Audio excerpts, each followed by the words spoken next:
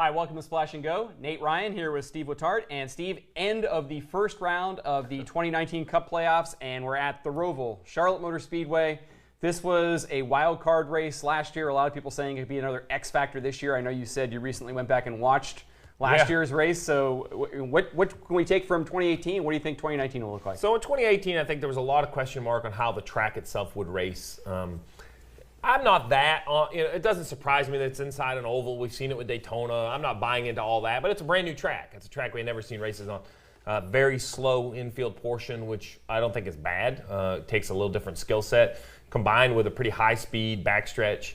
They've changed the chicane on the backstretch, which I think is going to make the backstretch a much better passing zone. I'm a little, I have in question how that's going to affect the front stretch passing zone. So we'll have to see how that works out. But in the end, I'm not sure if it's as much the ROVAL just as a road course. I think if this was Sonoma or Watkins Glen, it would be as big of a wild card just because the road course races, why they have been perhaps a bit mundane with yellows, have not been a bit mundane with a shakeup in the points. The fast guys are still going to run good. Don't get me wrong. Martin Truex Jr. is still my favorite, perhaps, heading to the ROVAL just because of his road course numbers. Forget that he's won the last 2 weeks. But it really shakes up the area of the points that I'm focusing on, which is not Martin Truex Jr. or Kyle Busch or Kevin Harvick. I could really, not that I don't care, but they're through. That's not the story. The story is really maybe Kyle Larson. As long as he runs okay, he should be fine. But right below Kyle Larson, all the way through everyone else on the playoff leaderboard, it is fascinating.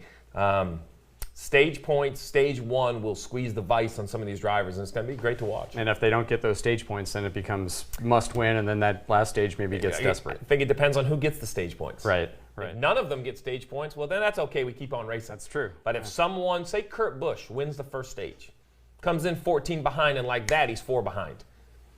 I'm paying attention. If I'm another crew chief, if I'm Clint Boyer's crew chief, Eric Almirola's crew chief, Alex Bowman, William Byron, I mean, the list is pretty long.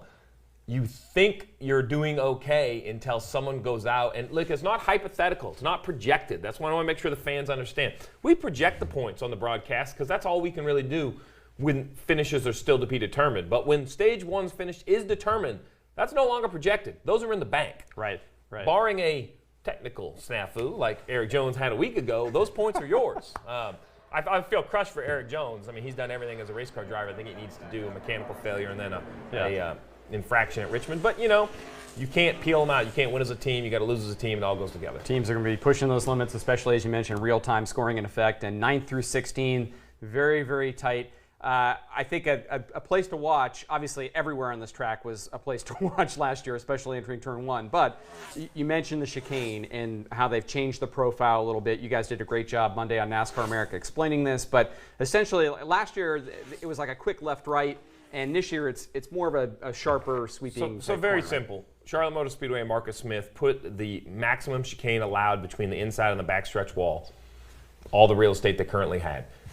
It turned into like a little bit just of a flip of the race car, really high speed. It was really just there to slow the cars down. It didn't really do much for a passing zone. And you barely had to slow down. You barely had to slow down. So what Marcus did and everyone at Charlotte Motor Speedway did is and listen, I applaud them. This is a major investment. They moved the entire inside wall, moved a ton of dirt, and put what I consider, I'm going to call it a proper chicane. A proper chicane in my mind is at least one downshift, maybe 2, a deceleration of the car, a two-way direction. You're going to have to turn left and turn right back out of the chicane.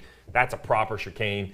And that is only one more reason why I think I'm such a supporter of the ROVAL, is that they had a great race. They could have sat back on their heels and had a second nice race, but they didn't. Marcus Smith and Charlotte Motor Speedway reinvested money earned in the first ROVAL to improve the track. That's an impressive move in today's day and age to reinvest in these facilities. You see it a lot with the fans and this with the racetrack. So I'm excited to see it, but man, it's just so much of the unknown. And another layer we haven't even really got into is the racing in 2019 is not 2018.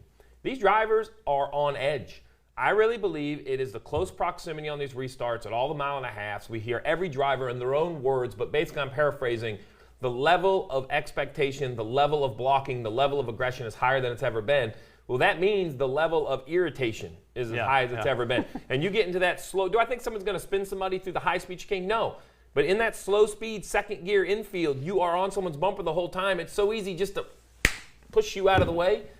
And we've seen with playoff, non-playoff, No one's safe. And you talk about those unknowns. I mean, last year's race, the first time they'd run on this configuration, there were a lot of unknowns. That's what people were talking about. And we saw it where all the drivers said before, well, we don't know what it's going to be like if we get a restart on old tires toward the end of the race. And then we saw it happen. Brad Keselowski, as everybody said, I think as he said, let everybody off the cliff. Yeah, Five cars hit the turn one wall. Even though they've got a year under their belt, there could be some of that this year, potentially, as you said, new types of cars and the way they drive. More downforce. It's been a year since they went there. You see tracks that we only race once a year. It takes a little bit of a learning curve. And pressure. You know, what makes sports great, what makes playoffs great, what makes the postseason great is the pressure. And the pressure is real, and it's not just on the playoff guys. You know, we have seen new drivers being announced. Daniel Suarez has yet to announce an agreement. Clinton Boyer has yet to announce an agreement. We have the 3 of Austin Dillon, who wrecked the 88 last week. He's feeling the pressure. Jimmy Johnson had quotes after Las Vegas that he's not happy how the playoff guys are racing him. He's looking to go back to victory lane. So we have 16 guys in the playoffs and about 5 or 6 others that are just looking for something to turn around. That's a lot of storylines for one crazy racetrack. So many storylines to watch. You can watch that this weekend on NBC Sports Group. Also, you can watch NASCAR American Motor Mouths, 5 p.m. Eastern. Tomorrow we'll have Ricky Stenhouse Jr. on the program. Tune in and watch. Thanks for watching Splash and Go.